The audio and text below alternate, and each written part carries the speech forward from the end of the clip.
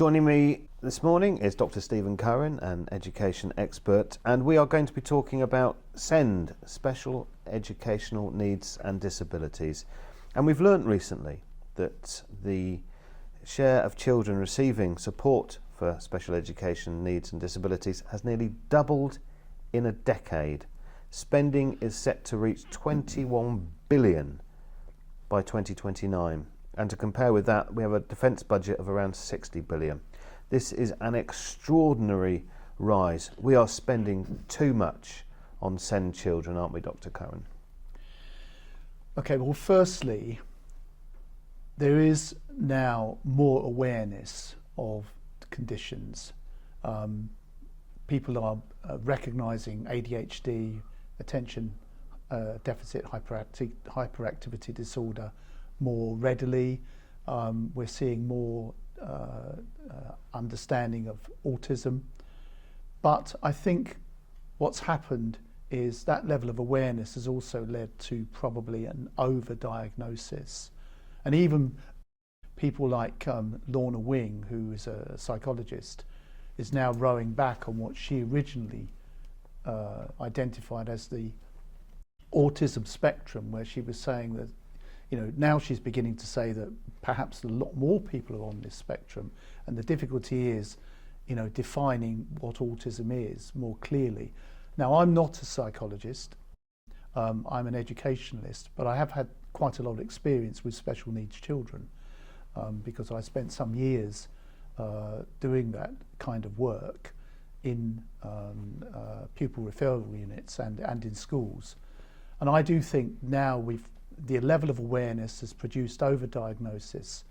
So that's one of the problems that we're now facing. Indeed, Lorna Cow, I think she invented the autistic spectrum that she's now said is not no use for us in education. What I want to know is, it is a spectrum, if we're going to call it that. We're all on it. So where do you draw the lines? How do you draw the lines? And let me ask you this. You've got a parent come up to you. Their child has been diagnosed as a condition that's on the spectrum.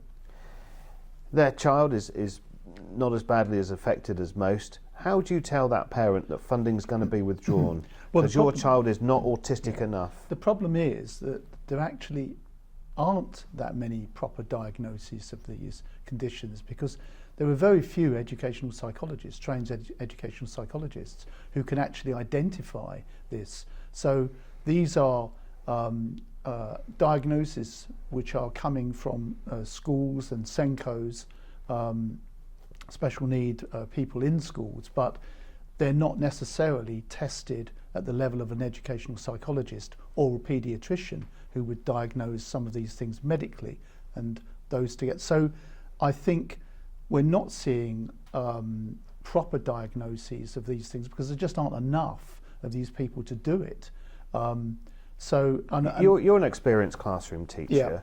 You know the percentage of children in a class who need extra support. Do we need official diagnosis? An experienced classroom teacher can tell, can't they? For the more serious disabilities or learning difficulties, you do. And I've, absolutely been able to identify children that have severe learning difficulties. There's not that many of those children, though. I think what we've now got is that spreading far wider. And one of the problems comes about because the way that the government now assess children, in primary school particularly, or is through the SATs kind of measurements, and they're saying working towards, working at, working above, which are very broad categories, and very little information is given. So even educationalists are struggling to say, well, look, these children are really in difficulty. Where do you draw the lines? Whereas before, what we had was a much clearer system of grading children, where we could see where those lines were more easily drawn. Now we don't. It's far more blurred, and I think that's leading to overdiagnosis and more confusion about who needs help and who doesn't. So we need to redraw the lines really again, so we can see who we've Well, there's a problem really God. with the fact that there aren't enough educational psychologists, there aren't enough paediatricians who are trained in autistic. I mean, one of my friends is a paediatrician, and he will tell me this. You know, that there's only so many children he can see, and of course, you know, these definitions are becoming broader, as even people can take. You know, they go onto the internet, and they say, do I have ADHD? I have a friend who says he's got ADHD. You know, he's done some kind of thing on the internet, ticked a load of boxes, talked to a psychologist for maybe half an hour, and then there's a diagnosis, you've got ADHD.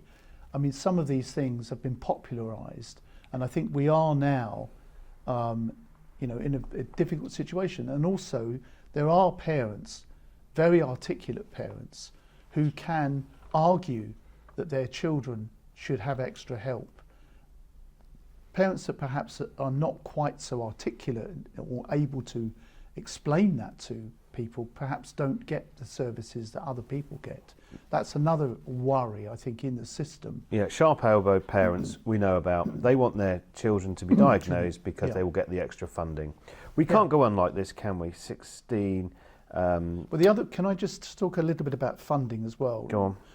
The old system, and it still applies, used to be something called statementing, where a child would attract extra funding because they had a statement. Those statements, way back, sometimes were taking up to 2 years, you know, to happen, and they were done by an educational psychologist because there weren't just enough of these people to do all of that. But the money, when it went to the school, was not actually allocated to the particular child who had the difficulty. It was allocated generally, and then the school would then decide who gets help and who doesn't. So the system has been broken for a long time. It's not just a recent thing. I was quite shocked when I was teaching a particular boy. He received a statement after a couple of years. You know, eventually they did the work on it. And then I said, well, what's happening when you go to school?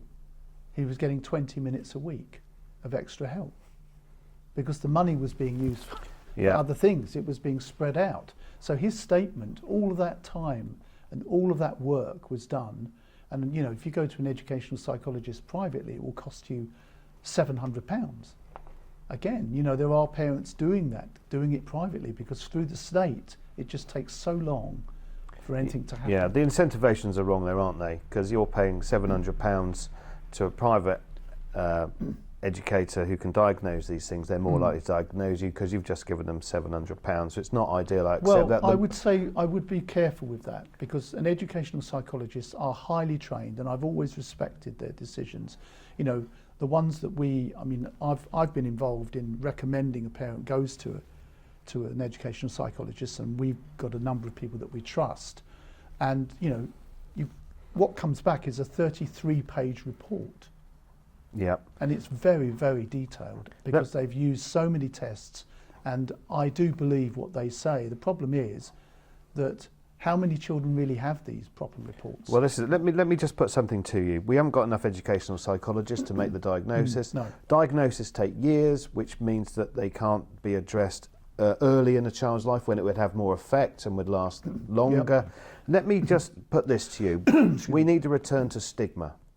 Now, a parent whose child might be diagnosed with one of these conditions, ADHD, autism, in years gone by, they would be embarrassed and ashamed about it, and they wouldn't shout about it. Now, all that stigma's gone, so everyone wants it. Why don't we bring back stigma? Why don't we say that children who are diagnosed with SEND are put in a different school? And then these sharp-elbowed, middle-class parents wouldn't want their children to be diagnosed, and only those desperate enough to get anything for their children would be happy. Well, I have worked in a special school. For a period of time, I used to go in and work with a child who had special needs.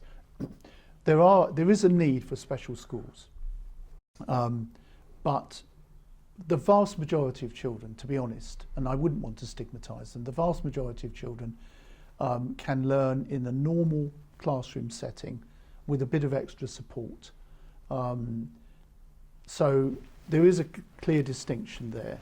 because I remember children in the special school, not being able to add 2 and 2. They wouldn't know. Those children need a lot of extra support, and we shouldn't stigmatise people either. And I'm glad that those stigmas have gone, because the idea that we put a hat on a child and call them a dunce and put them in the corner of the room would be awful. And I know that's a little bit of a parody of what probably happened, although we have some bad horror stories. Even when I was a child, I remember children being called names because of certain things, and I think that's really, really sad and shouldn't happen. And we shouldn't encourage that. You don't want to return to stigma, which is fine, but this spending is going up so much, and the Education Secretary said there's more money. It won't be available till 28, 29. The billions spent is absolutely eye-watering. We've heard of a school in which so many children claimed to be diagnosed with things. They all wanted extra time for their exam.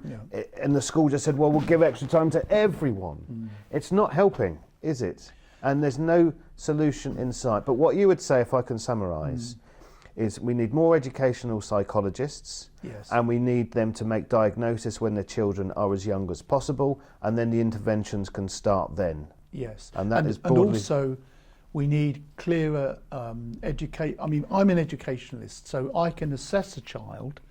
I can't necessarily assess a child whether they have autism or ADHD, but what I can do is get a clearer understanding of the child's level. And that, unfortunately, has been weakened in the system. So the government has no armoury, if you like, to say, well, look, this child doesn't need help. This one does, because assessments come from educational psychologists, yes, paediatricians, yes, but also educationalists like myself, and I believe that there needs to be clearer guidance, and then most of these children would not come in to these categories. I mean, autism is still a fairly, I think, a severe level, quite rare. And also, in my experience, children with ADHD, again, are quite rare. It's not half the class, or, it's 1 or 2 here and there. It's a far lesser problem, I think, than is currently happening in the system. Stephen Curran, plenty to chew on there. Thank you very much. Thank you.